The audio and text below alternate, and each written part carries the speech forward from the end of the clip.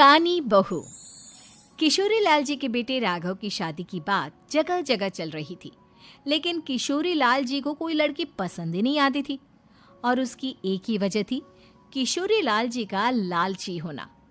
उनको लड़की वालों से मोटा दहेज चाहिए था और इसी चक्कर में एक दिन वो एक बहुत पैसे वाले के घर अपने बेटे का रिश्ता लेकर पहुंचे। उस आदमी का नाम था ओम प्रकाश। देखिए किशोरी लाल जी, मेरी एक ही बेटी है और मेरी सारी संपत्ति जायदाद सब कुछ मेरी बेटी नैना का ही है। पापा, नाम से लगता है बहुत खूबसूरत होगी। कितना अच्छा नाम है ना, नैना।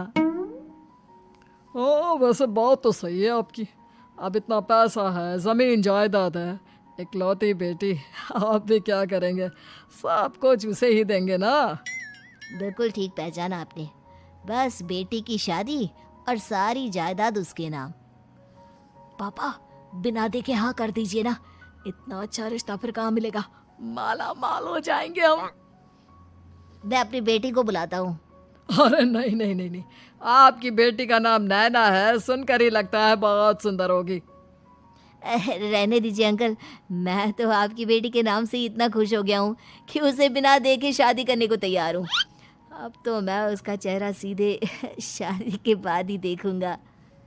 और इस तरह राघव नैना का चेहरा नहीं देखता और उससे शादी कर लेता है। शादी के बाद अपनी सुहाग रात पर जब राघव नैना का घूंघट उठाकर देखता है तो नैना की आंखें बंद थी। कितने खूबसूरत हो तुम नैना, जरा अपनी आंखें खोलकर मेरी तरफ देखो तो सही। नहीं, मुझे शर्म आती है। अरे, मैंने तुम्हें शादी से पहले भी नहीं देखा, और अब अगर तुम आंखें खोलकर मुझे देखोगी भी नहीं तो मुझे अच्छा कैसे लगेगा? इससे पहले कि नैना अपनी आंखें खोलकर राघव की तरफ देखती, अचानक से लाइट चली गई और राघव नैना को पूरी तरह से देख भी नहीं पाया। अगली सुबह नैना राघव के लिए नाश्ता बनाकर लेकर आई। अरे ये क्या, आधा पराठा सेका हुआ है और आधा बिल्कुल कच्चा। ये तुमने क्या किया नैना? बहू, तुमने क्या आधा पराठा तवे से नीचे लटका कर रखा था, जो आधा सेका है और आधा कच्चा? मुझे जितना दिखेगा उतना ही तो सीखूंगी ना पापा जी। जहाँ जहाँ मुझे नजर आ रहा था वहाँ मैंने सीख लिया, जहाँ जहाँ नहीं दिखा वहाँ कच्चा रह गया होगा। इसका क्या मतलब है? ये कैसा मजाक कर रही है तुम? अरे बहू, तुमने इतना लंबा घूंघट क्यों लगाया हुआ है? देखो, हमारे घर में बहुओं को बेटी की तरह रखा जाता है, और फिर तुम तो इतना सारा माल लेकर आई हो। देखो, ये घूंघट डालकर रखने की कोई ज़रूरत नहीं है। हाँ नैना, पापा जी ठीक कह रहे हैं, तुम तो आराम से रहो, अपना ही घर समझो।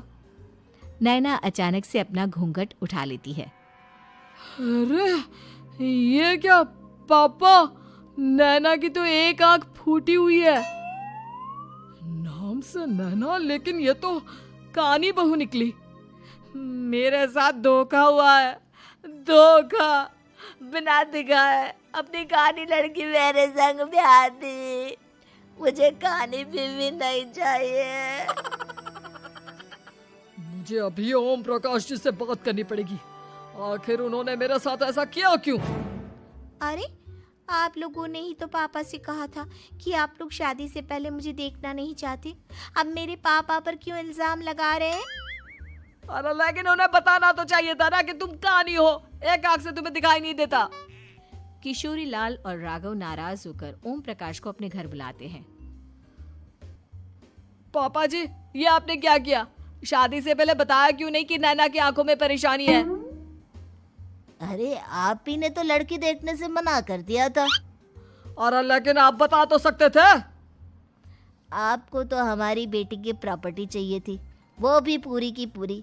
अब क्या हुआ अगर उसे आधा दिखाई देता है?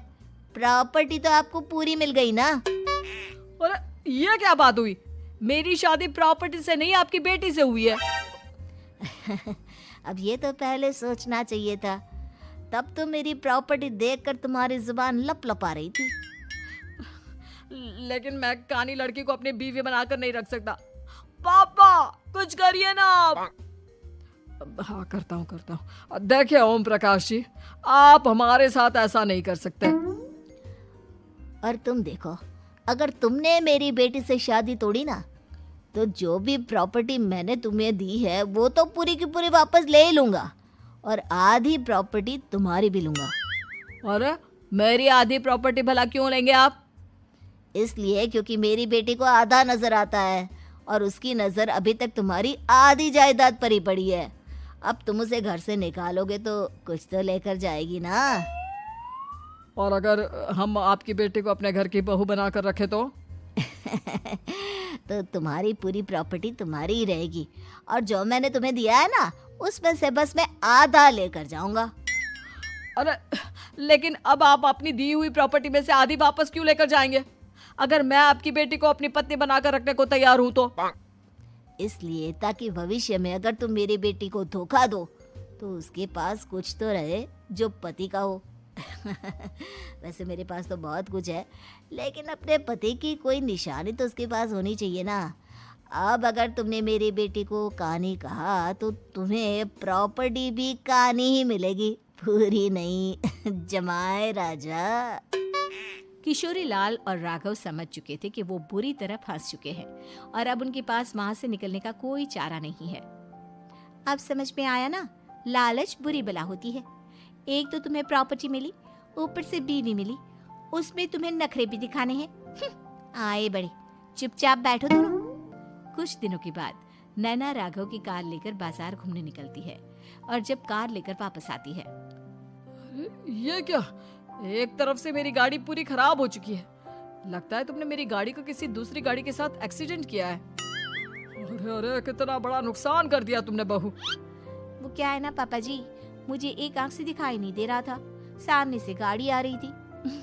मुझे तो सिर्फ आधा ही दिखाई दिया और वो गाड़ी मेरी कार से रगड़ते हुए निकल गई। अब मैं क्या करूं बताओ? आप इसे ठीक कराने के पैसे कौन देगा? तुम्हारे पापा। तुमने मुझसे इस तरह से बात की? अभी रुको। नैना राघव की शिकायत ओम प्रकाश को कर देती है। देखो राघव, अब जो मेरी आधी प्रॉपर्टी तुम्हारे पास थी ना, उसमें से आधी और मैं लेकर जाऊंगा, क्योंकि तुमने मेरी बेटी को डांटा। अरे नहीं नहीं पापा जी, गलती हो गई, माफ कर दो। गलती की तो कोई गुंजाइश ही नहीं। अगली बार मेरी बेटी को डांटा तो बची हुई आधी में से आधी और ले जाऊंगा। लालच के चक्कर में हम दोनों ने बहुत बड़ी गलती कर दी बेटा। एक तो तुम्हें कानी बहू मिली और ऊपर से जो माल मिला वो भी काना। इस तरह राघव की हर एक गलती पर ओम प्रकाश उसकी प्रॉपर्टी का आधा आधा हिस्सा लेकर अपना सारा माल वापस ले गया और राघव को कानी बीवी से काम चलाना पड़ा। भाई लालच वाकई में बुरी बला है।